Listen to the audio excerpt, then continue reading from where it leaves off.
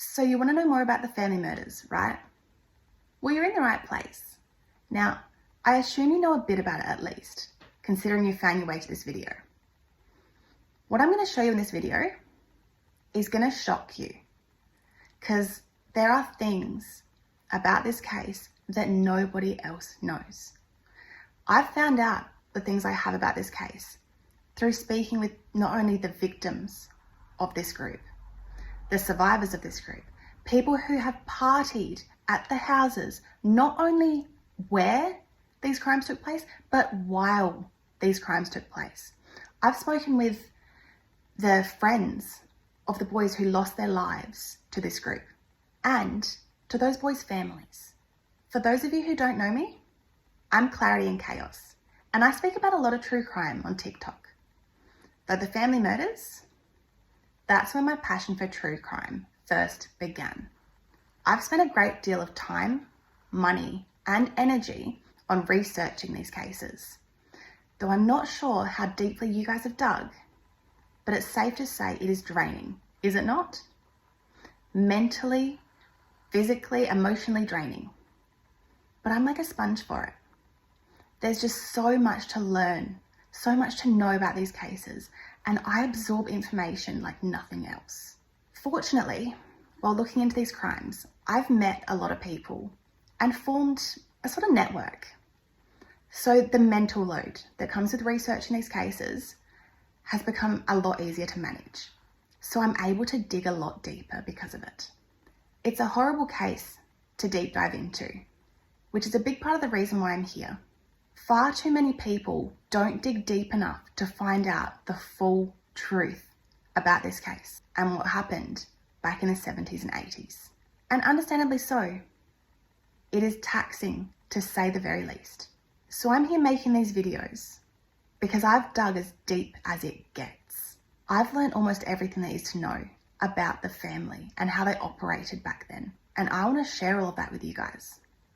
So, get comfy with me, strap in, and I'm going to walk you through all of it. I'm going to give you information that you have never heard before. So this video is your part 1 of the family murders, of the whole series of videos that I'm going to be putting on YouTube. So in this video, I want to talk to you guys about the dynamics of the family, because I'm sure, as you've all heard of the family murders, the family are a little bit different. While it's still technically the same group, there was about 3 different miniature groups happening inside this one group. But there were also other groups operating in Adelaide at the same time doing very similar things, but had no connection to this group. So that's where it gets really complicated and tricky. But the dynamics of the family. Basically, the Lewis did not come into it until 1979. They were all about in their 20s. Then there were the procurers. There were 2 of them. One of them stopped in 1979 when the other one took his place. Now the third miniature group in it all, I'd refer to as being the Suits. Now the Suits are who I would say were the ones responsible of the murders. Now these people have been seen, and I've spoken to people who saw them arrive at the share house parties, and they just looked out of place. They did not get along with the Lewis. They did not get along with anybody there. They were there for one purpose only, and that was to go into the back room and do whatever they were doing. Now, the Suits were the more prominent ones, but they still weren't that prominent. So they weren't your Judge Liddies. They weren't your Don Dunstans, any of that. They were people who had prominent positions in their careers. But they weren't prominent people, just their job titles. But they were friends with degenerates. Though they weren't friends with the Lewis, they were friends with people like Von Einem. And Von Einem was not a Lewer, he was a procurer. So he is who took over from Gino Gambardella in 1979. He brought with him the Lewis. So in 1979, Gino Gambardella fled to Italy. We do not know if he fled to Italy to avoid being arrested for the murder of Derek Stevenson, or if he fled to Italy so that he didn't get killed too. That we don't know. But the dynamics and everything, how it all worked, is that the Lewis didn't murder anybody. They found out about it, of course. They knew what was going on, and they didn't do a thing to stop it. They just kept tagging along for the ride. They just kept on luring in these boys. They were just there for the drugs, just there for the thrill of it all. Though they weren't doing the murdering, they made it seem like it was okay within their own minds because they weren't the ones doing it.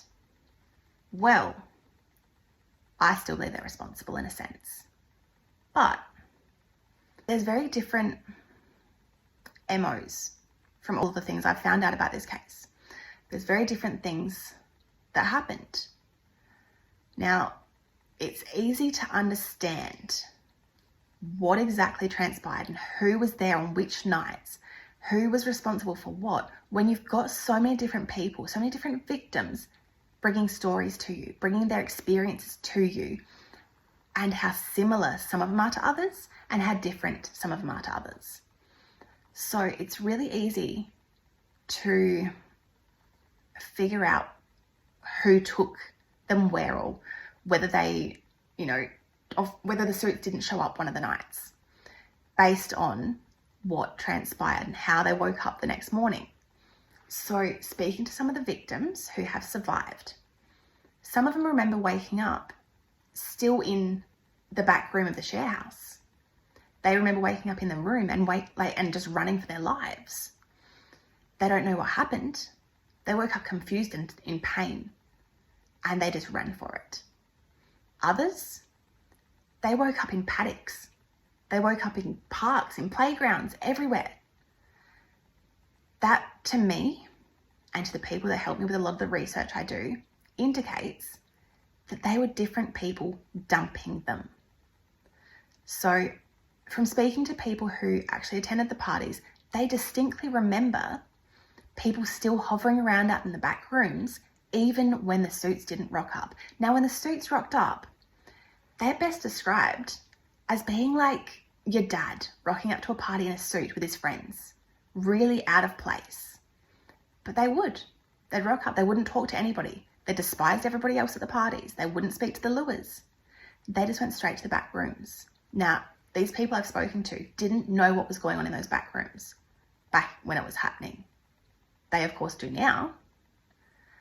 But, yeah, they distinctly remember either the suits would rock up some nights or the lures would be hanging around the back rooms.